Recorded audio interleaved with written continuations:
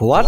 এর মানে কি? এতদিন তুমি আমার সাথে প্রেম করেছো, ঘুরেছো, একসাথে ফিরে গেছো, রিসোর্টে গেছো, আমার সাথে শারীরিক সম্পর্ক করেছো, এখন হঠাৎ এসে বলছো যে তোমার বিয়ে, তোমাকে আমি ভুলে যাব? অসম্ভব, এটা আমি কখনো মেনে নিতে পারবো না। প্রিয়া বলল, প্লিজ একটু বোঝার চেষ্টা করো, আমার কি বা করার আছে? বাবা মা আমার বিয়ে ঠিক করেছে, আর পাত্র আমেরিকায় থাকে, আমার বিয়ের পর আমেরিকায় নিয়ে যাবে। তুমি কি চাও না আমি আমেরিকায় গিয়ে ভালো থাকি, সুখে থাকি? তোমার ভালো থাকার গোষ্ঠীরে আমি কিলাই। আমি পিওর একটা ছেলে ছিলাম, ভার্জিন। আমার সাথে তুমি অবৈধ সম্পর্কে লিপ্ত হয়েছো, আমাকে ধর্ষণ করেছো, আমার চরিত্র তুমি নষ্ট করেছো, আমাকে করেছো ইজ্জত হারা। কথাটা শুনে প্রিয়া হা হা করে হেসে উঠলো। হাসতে হাসতে বলল, কি বললে? তোমাকে আমি নষ্ট করেছি? তোমাকে ইজ্জত হারা করেছি? হ্যাঁ করেছো। আমি তোমার নামে মামলা করব। আমার মনে হয় তুমি আর এখন সুস্থ নেই, সম্পূর্ণ ব্রেন আউট হয়ে গেছে। শরীফ, তুমি ভুলে যাচ্ছ তুমি একটা ছেলে, তোমাদের ইজ্জত বলে আছে কি? আর ইজ্জত হারাও বা কি হবে? আর তুমি যে বললে মামলা করবে, তোমার এসব উল্টো পাল্টা কথা শুনলে থানার ওসি তোমাকে উল্টো পাল্টা দেবে। বিয়েতে দাওয়াত রইল, চলে এসো পরিবার সহ। বলেই প্রিয়া চলে গেল। শরীফ চিৎকার দিয়ে বলল, তাহলে তুমি বিয়ে করছো না? মামলা খাওয়ার জন্য প্রস্তুত হও। পুরুষ মামলা। সরাসরি থানায় এসেছে শরীফ। এসআই আমিনুল জানতে চাইলো, কি সমস্যা? আমার প্রেমিকা আমাকে ধর্ষণ করেছে, তাই আমি ওর নামে ধর্ষণের মামলা করতে এসেছি। শরীফের মুখে এমন অদ্ভুত কথা শুনে এসআই আমিনুল শরীফের দিকে ফ্যাল করে তাকিয়ে আছে। শরীফ আবার বলল, আমি আমার প্রেমিকার নামে ধর্ষণের মামলা করতে এসেছি। এসআই আমিনুল বলল, আপনার প্রেমিকার নাম কি? ওর নাম প্রিয়া। ও কিভাবে আপনাকে করলো? তার সাথে আমার 5 বছরের প্রেম ভালোবাসার সম্পর্ক ছিল। সেই সম্পর্কের জেদ ধরে আমাদের বহুবার শারীরিক সম্পর্ক হয়েছে। তো সমস্যা কোথায়? সমস্যা হলো এখন সে আমাকে বিয়ে না করে বিয়ে করছে অন্য আরেকজনকে। তা ভালোবাসার মানুষকে ভালোবাসা দিয়ে বুঝান। থানায় এসেছেন কেন? বুঝিয়েছি, কিন্তু সে আমার কথা শুনছে না। উল্টো সে আমাকে তার বিয়ের দাওয়াত দিচ্ছে। তা না বুঝলে বিয়ে খেতে যাবেন? এসব মামলা মোকদ্দমায় জড়াচ্ছেন কেন? কারণ সে আমাকে বিয়ের প্রলোভন দেখে করেছে। আপনি তো ভাই সাংঘাতিক মানুষ। আচ্ছা, আপনার নাম কি? আমার নাম শরীফ। আমার 20 বছরের জীবনে প্রথমেই এমন একটা কেস আসলো। আপনি কি করেন? প্রাইভেট কোম্পানিতে জব করি। তাহলে কেন আপনি নিজের মান সম্মান খোয়াতে লেগে পড়লেন? এখানে আমার মান সম্মান কিভাবে চলে গেল? একটা মেয়ে আমাকে ইউজ করেছে, বিয়ের আশা দেখিয়েছে, সে আমার সাথে প্রতারণা করেছে। এখানে আমি ভিকটিম। ভাই আপনি জানতো আমার আরো অনেক কেস আছে। শরীফ আমিনুলকে অনেক বোঝানোর চেষ্টা করলো, কিন্তু কোনো কথাই এসআই আমিনুল শুনলো না। হতাশ মনে শরীফ থানা থেকে বের হয়ে গেল। থানায় যখন মামলা করতে পারলো না, তখন একজন অ্যাডভোকেটের শরণাপন্ন হলো শরীফ। তিনি শরীফের সব কথা শুনে বললেন, দেখুন শরীফ সাহেব, মজা আপনিও পেয়েছেন, প্রিয়াও পেয়েছে। এক মেয়ে যাবে, আরেক মেয়ে আসবে। আপনি হলেন ছেলে, ছেলেরা হলো ছুরি। ছুরি আপেলের উপর পড়ুক আর আপেল ছুরির উপরে পড়ুক, কাটবে তো আপেলই, তাই না? আমি কোনো ছুরি না, আমি শরীফ। আমি ধর্ষণের শিকার হয়েছি। আপনাদের আইনে কি আমি কোনো সহায়তা পাবো না? আপনি একটা নতুন মেয়ে খুঁজুন, এটা একটা সমাধান। আর একটা কথা মিস্টার শরীফ সাহেব, আপনি আসুন। কি বলছেন? কেন আসবো আমি? আমি জাস্টিস চাই। আপনি তো আপনার সম্মতিতে করেছেন, এখন আবার এগুলো নিয়ে কেন মাথা ঘামাচ্ছেন? সে আমাকে বিয়ের প্রলোভন দেখিয়েছে। একদিন সে বলে আমাদের বাচ্চা হলে নাম হবে শাকিল আর দিয়া। ধুর মিয়া, জানতো ছ্যাঁকা খেয়ে পাগল হয়ে গেছেন। না আমি যাব না। ভাইরে, আপনি কেন বুঝতে পারছেন না? এই কেস নিয়ে আমি কোর্টে গেলে সবাই আমাকে নিয়ে হাসাহাসি করবে। শরীফ অনেক বোঝাবার চেষ্টা করলো, কিন্তু উকিল সাহেবও বুঝলো না। শেষ পর্যন্ত হতাশ মনে বের হয়ে গেল। শেষ পর্যন্ত বাধ্য হয়ে আপা দুলাভাইয়ের বাসায় আসলো শরীফ। দুলাভাইয়ের বাসায় ঢুকতে দেখলো সোফার উপরে বসে দুলাভাই পত্রিকা পড়ছে। মন খারাপ করে দুলাভাইয়ের কাছে গিয়ে বসলো। শরীফের দুলাভাই মঞ্জুর বলল, কি খবর? হঠাৎ গরিবের ঘরে হাতির পাড়া?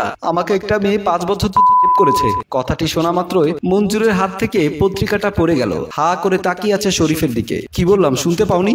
একটা মেয়ে আমাকে 5 বছর যাবত বিয়ের প্রলোভন করেছে। এই শরীফ, তুই কি কথা এগুলা?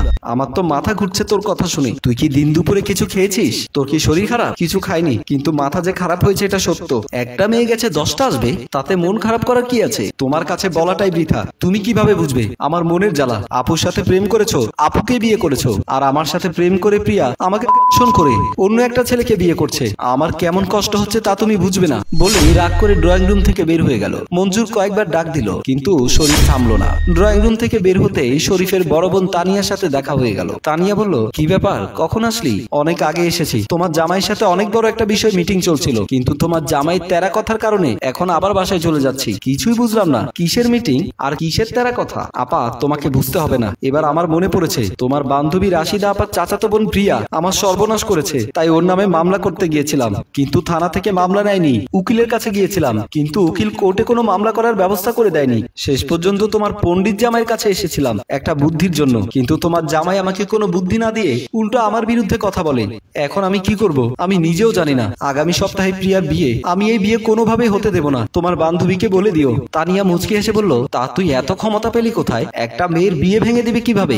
যখন ভেঙে দেব তখনই দেখবে। আচ্ছা ঠিক আছে, যখন ভেঙে দিবি তখন দেখবো। এখন আমার রুমের ভেতরে যা, আমি পায়েস রান্না করেছি, পায়েস খেয়ে যা। আপুরে, তুই আমার কষ্ট বুঝলি না। আমার বিরহে বুকটা ভেঙে চুরমার খান খান হয়ে যাচ্ছে, আর তুই আমাকে পায়েস খেতে বলছিস। আমি বুঝতে পারছি ভাই, তোর মন খারাপ। একটা কাজ কর, আমার বেডরুমে গিয়ে বস, তোর জন্য বেডরুমে একটা সারপ্রাইজ আছে। কি সারপ্রাইজ? আহা যা না, আগে গিয়ে দেখ। শরীফের মনে কৌতূহল হলো, তাই সে বোনের বেডরুমের দিকে পা বাড়ালো। বেডরুমের ভেতরে ঢুকতে দেখলো প্রিয়া বিছানার কাছে দাঁড়িয়ে মুচকি মুচকি হাসছে। শরীফ প্রথমে একটু ভরকে গেল, মনে মনে ভাবলো কি ব্যাপার, আমি কি দিনে দুপুরে স্বপ্ন দেখছি না তো? প্রিয়া আপার বাসায় আসবে কিভাবে? শরীফ নিজের হাতে নিজে একটা চিমটি কাটলো। না, আমি তো বাস্তবেই আছি। ভাবতে ভাবতে প্রিয়ার কাছে এসে দাঁড়ালো। কি ব্যাপার, তুমি আপার বাসায় আসলে কোন সাহসে? প্রিয়া মুচকি হেসে বলল, বারে বিয়ের দাও দিতে এসেছি। সাহসের কি হলো? শরীফ উত্তেজিত হয়ে বলল, আমি আমার বোনের একমাত্র ভাই, সে ভাইটাকে তুমি কষ্ট দিয়ে কাঁদিয়ে আরেকজনকে বিয়ে করতে যাচ্ছ, আর সেই বিয়ের কার্ড তুমি আমার বোনকে দিতে এসেছো? আমি তো বিয়ের কার্ড থানায় গিয়ে এসআই আমিনুল ভাইকেও দিয়ে এসেছি। তুমি যে উকিল সাহেবের কাছে মামলা করার জন্য গিয়েছিলে, সে উকিল সাহেবকেও কার্ড দিয়ে এসেছি। এবার তোমার বন্ধু বান্ধব যত আছে সবাইকে বিয়ের কার্ড দেবো। প্রিয়া, তোমাকে আমি সাবধান করছি, হয়ে যাবে কিন্তু। তোমার ক্ষমতা সম্পর্কে আমার সম্পর্কে বেশি কেউ জানে না। তোমাকে ভয় পাওয়ার তো কোনো কারণ আসে না। তুমি যা ইচ্ছে তাই করতে পারো, কোনো সমস্যা নেই। কি বললে? আমার ক্ষমতা সম্পর্কে তুমি জানো?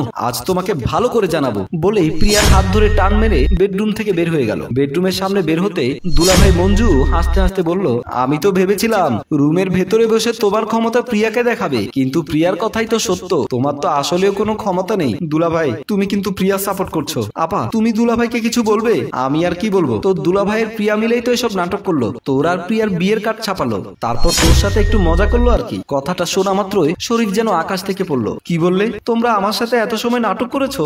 মঞ্জু বলল, বিয়ের কার্ডটা যখন তোর হাতে প্রিয়া দিয়েছিল তখন তুই কার্ডটা চেক করে দেখতে পারতি। বরের জায়গায় কার নাম লেখা? বেকুবের মতো কানে হাত না দিয়ে চিলের পিছে ছুটলি এত সময়। সবাই হা হা করে হেসে উঠলো। মঞ্জুর কথা শুনে শরীফ অনেকটা লজ্জা পেল। তানিয়া বলল, তুই পরিচয় না করিয়ে দিলে কি হবে? আমি কিন্তু অনেকদিন যাবত প্রিয়াকে চিনি, তারপর আমরাই সিদ্ধান্ত নিয়েছি প্রিয়ার সাথে তোর বিয়ে দেব, কিন্তু তোর মতো গর্ধবকে আগে জানাবো না। আর তুই আমাদের ফাঁদে পা দিলি, পা দিয়ে প্রমাণ করলি আসলে তুই একটা গর্ধব। সবাই আবার হা হা করে হেসে উঠলো। প্রিয় দর্শক, আসলে আমরা অনেক সময় কানে হাত না দিয়ে চিলের পিছে ছুটছি, চকচক করলেই তাকে সোনা ভাবছি, কিন্তু যাচাই বাছাই করে দেখছি না আসল জিনিসটা কি।